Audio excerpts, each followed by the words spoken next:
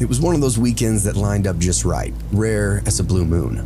Both of us, me and Riley, had a Friday night through Monday off, no work, no errands, nothing pulling us in 10 different directions.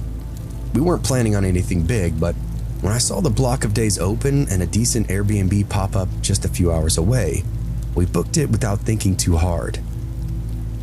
That was still very early on in the stretch of our relationship, when impulse stuff felt like magic. Everything was new, every plan was exciting. You just wanted to be next to each other, no matter where that was. The place was just over the state line, a little town near a river with a long name that I couldn't pronounce and didn't even try to. A bunch of antique stores, local breweries, a lake that was more like a big pond, and hiking trails that we had no intention of using. I picked that Airbnb because it looked like something out of a furniture catalog, clean, bright, and modern. The photos showed a wide open floor plan, a clawfoot tub in the bathroom, one of those long wooden dining tables you never actually use. It had this cozy look to it, and Riley's eyes lit up when I showed it to her. All she said was, "Let's go." We hit the road Friday morning, coffee in hand and bags tossed into the trunk. It took us 3.5 hours to get there. The check-in instructions were easy enough. Keypad lock, 4-digit code, and then the door swung open without a hitch. The second we stepped inside, Riley said, "Babe, this place is gorgeous." And she wasn't wrong. It smelled like pine cleaner and candle wax, like somebody had just vacuumed and lit a fresh wick. Everything was spotless. The windows let in this big, soft light that made the whole place glow. It literally felt brand new, even though it probably wasn't. We dumped our stuff in the bedroom and did that classic couple walkthrough, oohing and awing over dumb things like throw pillows and little jars of oatmeal the host had left on the counter. It had that energy of a fresh start, like nobody had ever stayed there before, and we were the first ones to christen it. It felt like ours for the weekend. There's nothing off, nothing weird, no weird smells, no creaking in the floors, no creepy dolls in the closet. Just a nice house in a sleepy town, a getaway, a full reset for us. I had no reason to think that the most disgusting night of my life was only a few hours away. We dropped our stuff off and then hit the town, walked hand in hand down that main strip, popping into shops with handmade signs and dusty old displays. Riley tried on rings at some little boutique that smelled like incense and cat hair. I bought a stupid wooden spoon that I didn't need just to support the guy who carved it. We hit a tap room around 3 and shared a flight of local beers, laughing at the one that tasted like battery acid. Just being together, that was the whole point, right? Dinner was unreal. We found the steakhouse tucked in the corner of a strip center that looked like it hadn't been renovated since 1997. You'd never expect it to be this good, but inside, white linen, polished silverware, and one of those menus that has a few things on it, but you know they're all killer. Escargot, garlic bread, wedge salad, soup, steak, and lobster, creme brulee to split it off. Riley toasted her wine glass against mine and said, "This might be the best date of my life." I felt the same way, stuffed and smitten. We Ubered back tipsy and giddy, and were already pawing at each other in the driveway. The wine continued to flow once we got inside, and we made our way to the bedroom like we were the only two people in the world. It was perfect. That kind of intimacy when you're totally locked in. No nerves, no distance, just skin on skin and warm laughter under the sheets. I fell asleep with her hand in mine, her breath slow against my shoulder, and I remember thinking to myself, yeah, I could do this forever. I think it was around 3 or 4 in the morning when I woke up needing to piss. I tried to slip out of bed without waking her. The house was dead quiet. I padded barefoot down the hall, still half asleep, and right away, I felt something wrong. The floor was weird. Not wet, not sticky, but soft. Like the carpet had a layer underneath it that had shifted slightly under each step. I stopped, flexing against the pile, and sniffed. Something reeked, like sweet rot, like meat left in the sun. I squinted into the dark. No sound, just the house breathing around me. I reached the bathroom and turned the light on. I did my business and tried to shake off that queasy feeling rising up in my gut. When I turned to wash my hands, I caught sight of the hallway in the mirror behind me. The floor was moving. At first it looked like static, just a rippling effect in the low light, but when I stepped out and knelt down for a closer look, my stomach lurched. Maggots, thousands of them, writhing in this thick, slow-moving trail that led from the base of the garage door across the hall and then toward the kitchen. They were clumped like wet rice, squirming in and over each other, making the carpet buckle and writhe under the weight.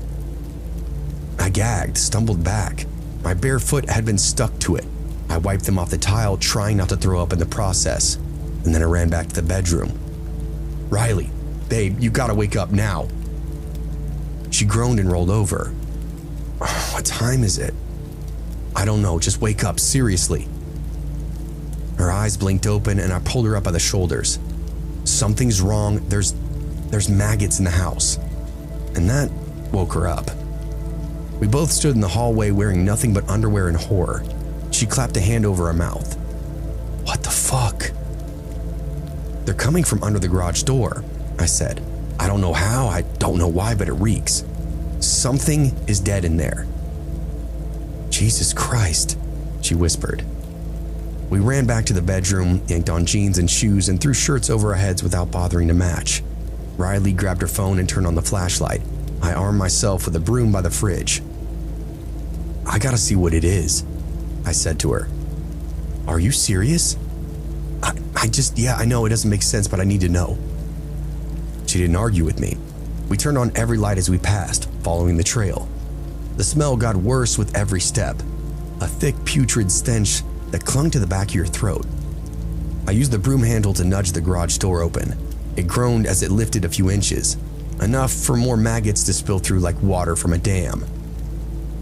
I reached inside and flipped the light on. Riley gasped and I dropped the broom. In the middle of the garage, piled up in a corner like garbage, were 3 dead animals.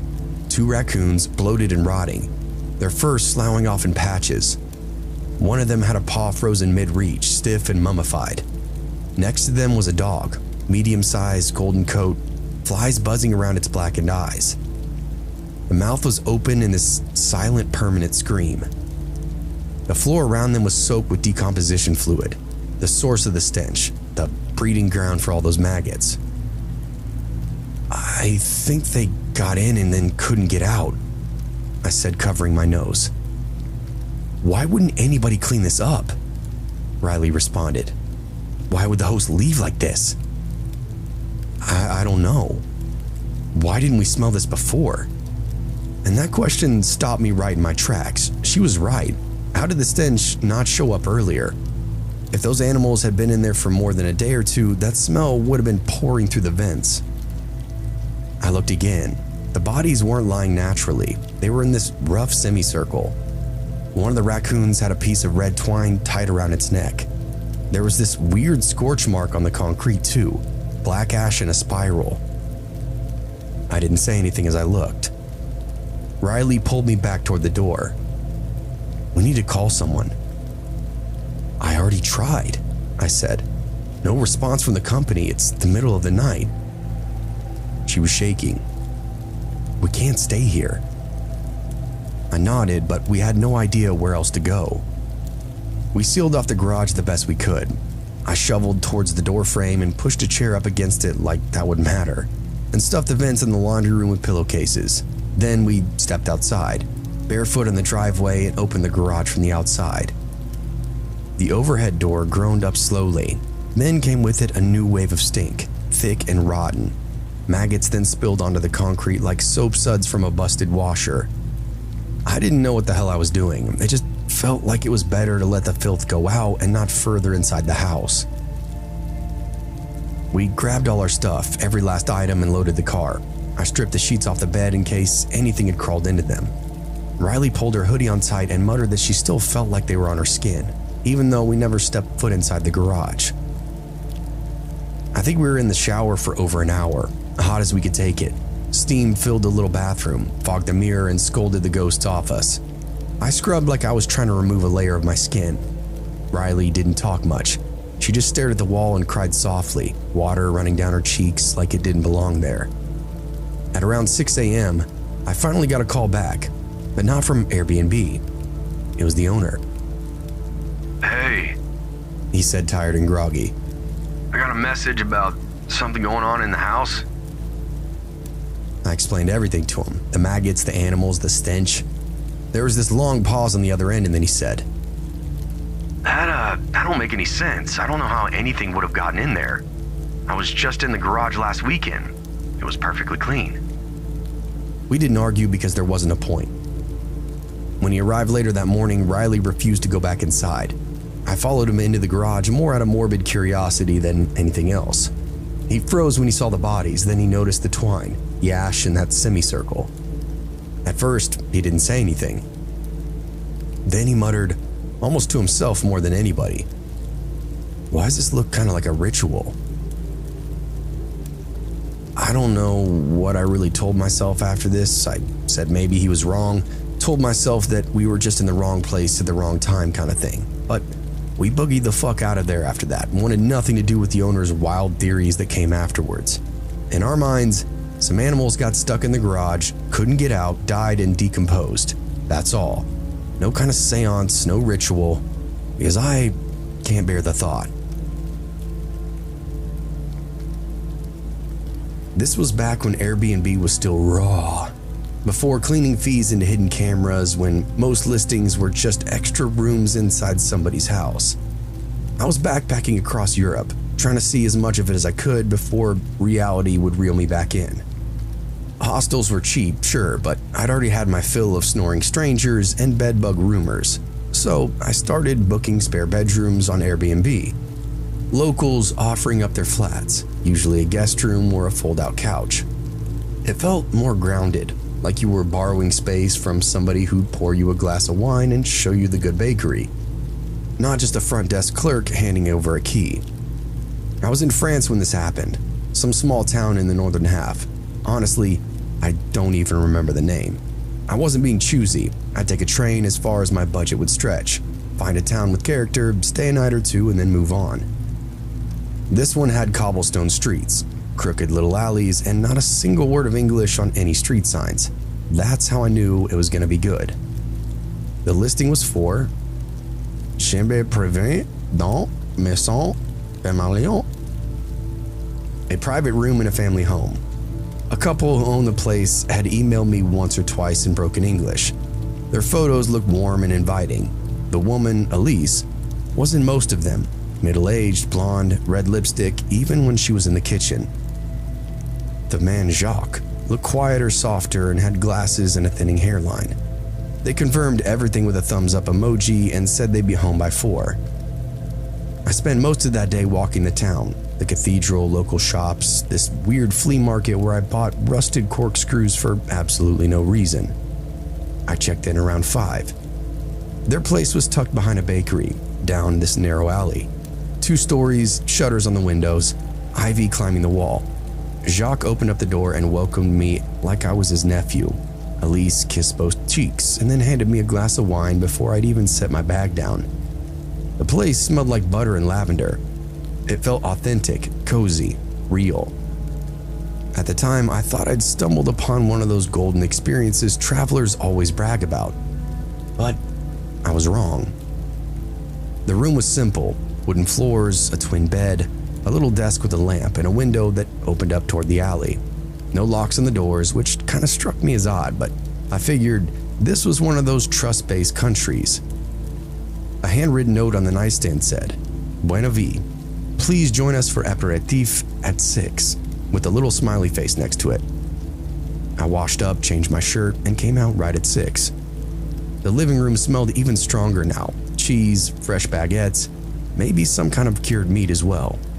Jacques was pouring wine into huge glasses, and Elise was lighting candles on the table, like she was prepping for a date of her own. "You like rosé?" she asked. Her English was heavily accented, but clear enough. "We only open this for special guests." Jacques smiled at that, but didn't say much. We sat around the table and started drinking. I remember thinking how much better this was than some sticky hostel lounge. They laid out this giant spread: brie, roquefort, salami, prosciutto, little slices of apples and strawberries. Elise continued to refill my glass constantly, clinking hers against mine and laughing the whole time. Jacques seemed to drink slower but still kept pace, his eyes bouncing between the two of us. The conversation was normal at first. Where'd I been, where I was headed, how long I planned to travel. But as the wine kept coming, Elise got looser. She started asking much more personal questions. Do I have a girlfriend? Was I lonely traveling all by myself? Did American women really look like the girls on Friends? At first I found it funny. I laughed it off, but somewhere around the third or fourth glass, the tone had now shifted. She leaned a lot closer when she spoke. Her hand brushed mine more than once. Her blouse was loose, and it started to slide off on one shoulder. Ow. She poured her next glass sloppily, dribbling pink wine down her wrist and then licked it up like it was nothing. Jacques was watching all of this, silent, his smile thinning out. I think I'm gonna turn in soon, I said, half standing. Oh, don't go yet, Elise pouted. It's only getting interesting. I'm pretty tired.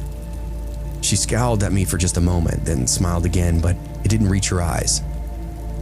I stood fully, took a step back from the table, and that's when it all fell apart. What is it? She snapped. Do you not like French women?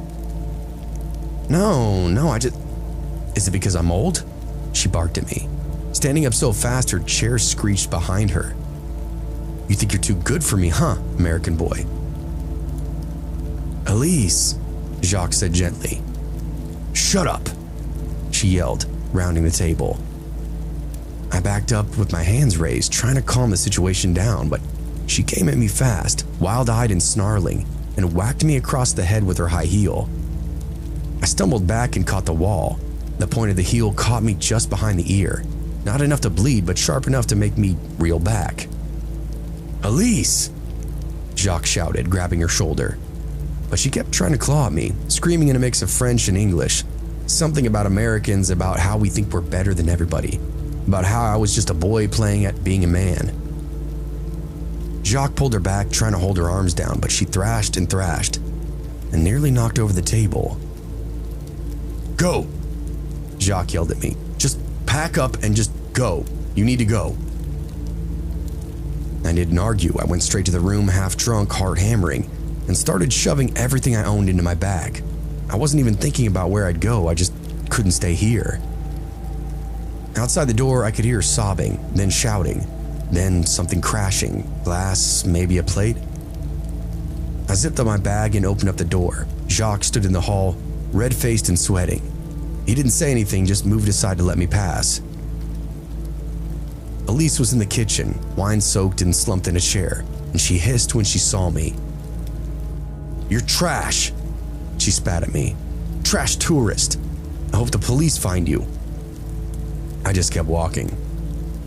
I stepped outside the front door and something wet hit my back. I turned and she'd thrown her wine glass at me. It bounced off the door frame and shattered in the alley. Jacques pulled her back again, muttering something like, enough, enough. I kept going though, and the door slammed behind me. Now, I was alone, drunk, and completely without a place to sleep. It was nearly midnight. The town was dead quiet except for the occasional hum of a scooter or the rattling of a passing train. I had no plan, no backup, just the weight of my pack and a buzzing paranoia that made me check over my shoulder. That police thing had stuck in my head though. She said it like she wanted them to come after me. Had she already made up some kind of story? Was I going to be wandering around some foreign town only to get nabbed by the police for assaulting her or something? I ducked into a side street and stayed there for a few minutes, crouched low just watching. Nothing happened, no sirens, no shouting, but still, I felt like I was being hunted. I made my way into the city center, the plaza, the clock tower and stone benches. There was one place that still had lights on, a hostel tucked between a pastry shop and what looked like some kind of used bookstore. The desk clerk barely even looked up when I came in, and I asked if they had any beds. He pointed at a clipboard. I signed it, paid in cash, and got a key for the top bunk in room 6. There were 4 people already asleep in there, and I didn't bother changing my clothes, just climbed up and laid there in the dark. every creak in the building sounding like a footstep coming right for me. I didn't sleep much. I left just after sunrise, before the other travelers could even stir. My pack wasn't fully zipped and my shoes were still damp from the night air, but I didn't care. I wanted out of that town. I didn't even stop for coffee, just made a beeline for the train station with my hood up and my eyes down, half expecting to see a police car pull up beside me at any second. But thankfully, nothing happened. No sirens, no glares, nobody called my name, nobody stopped me at the station. I bought a one-way ticket to the next major stop in the direction of Belgium and didn't look back. When I boarded, the cabin was nearly empty. I sat by the window and watched the town vanish into the trees. I guess part of me wanted to believe that maybe I overreacted, that Elise had just had far too much to drink and Jacques was in over his head with a woman who clearly had a switchblade for a temper. But the other part of me, the one that had been sober enough to feel how fast things went sideways, knew a lot better. That kind of rage just doesn't come out of nowhere. That kind of threat doesn't dissolve just because you walk out the door. I don't know if she ever called the cops or if Jacques talked her down after I left. I don't know if I dodged something worse by 30 seconds or if I'd just been a convenient lightning rod for a woman used to burning everything around her. What I do know is this though, I never booked another Airbnb for the rest of that trip. Not in Spain, not in Germany, not even when I got to the Netherlands, where everything seemed to be like a postcard. I stuck to hostels, loud, gross, impersonal hostels. I take the bunk above a snoring Australian over a shared wine glass with strangers any day. People talk about those authentic experiences when they travel. They say you should get out of your comfort zone, lean into the culture, say yes more than you say no. But that night taught me something else. I think sometimes comfort zones exist for a good reason.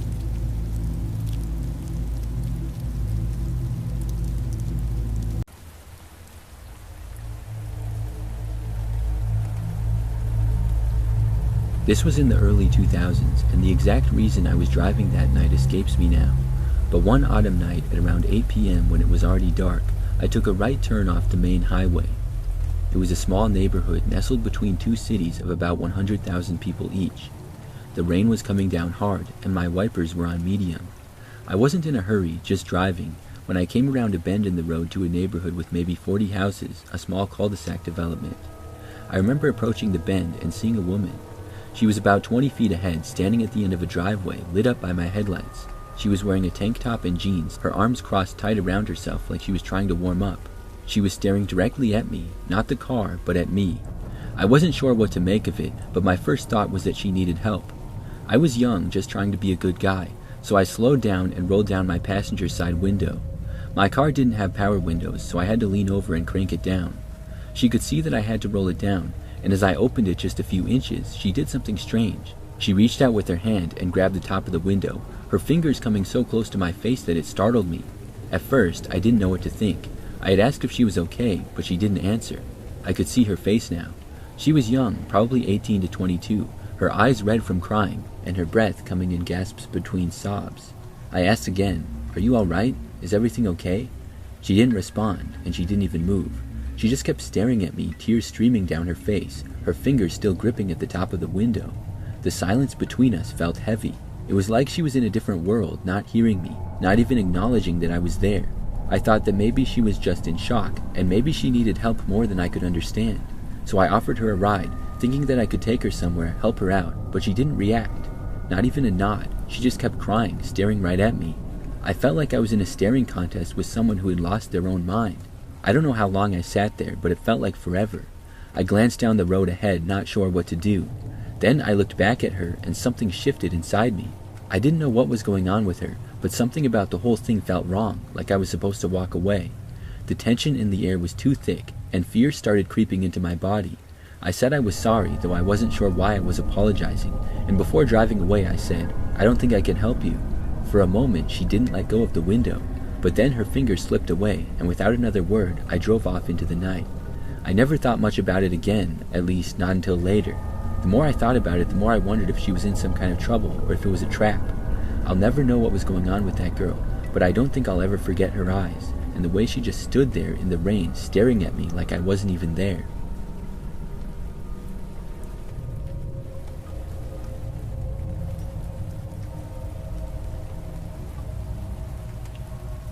I grew up in a New England suburb, a huge colonial house over 150 years old. As a kid, I used to get creeped out sometimes, especially late at night. I have 5 siblings, so luckily it was rare for me to be home alone. Shortly after college though, my mom and I were the only 2 living in our home together. My 3 older siblings were married or engaged, and the 2 younger ones were in college. My bedroom at the time was on the 3rd floor directly in the center of the house, aligned with the walkway leading to the front door. My mom's bedroom was 1 floor below. One night, as I was sleeping, it began pouring rain. No thunder or lightning, just heavy rain and strong wind. The sound woke me up, and I recall lying there staring at the ceiling and listening to the storm. Then I distinctly heard what sounded like someone walking slowly outside in hard-bottomed shoes. Initially, I wasn't sure because the sound of the wind and rain was so loud that I didn't think it was possible for footsteps to be loud enough to be audible, especially from the 3rd floor. But the sound was becoming louder and clearer as though the person was getting nearer to my house. Not only could I hear footsteps, but the person was also whistling. I felt compelled to look out the window, but for some strange reason I felt afraid, so I leaned out of bed and parted the blinds a tiny bit, just enough to peek through with one eye. Sure enough, there was a tall figure maybe a block away walking towards my house. It was a man dressed in a trench coat and dress shoes, but I couldn't see him from the waist up because he was under a large umbrella. As he approached my house, which was to his right, I expected him to continue walking. But as soon as he got to our walkway, he stopped whistling and turned his body to face my house, as if he intended to walk up to the front door. But he just stood there. Then he tilted the umbrella back as if he was looking directly up to my window. I couldn't see his face because the black umbrella was casting a shadow. I was shocked and absolutely petrified, too scared to move. He stood there for maybe 30 seconds, then lowered his umbrella to a normal level. Then he turned back in the direction he had been walking, started whistling again, and walked away. I slowly laid back in my bed, waited until I couldn't hear his footsteps or whistling anymore, then bolted downstairs to my mom's room. That stranger walking outside on a stormy night scared me so much that I asked to sleep in my mom's room with her, even though I was 21 years old at the time.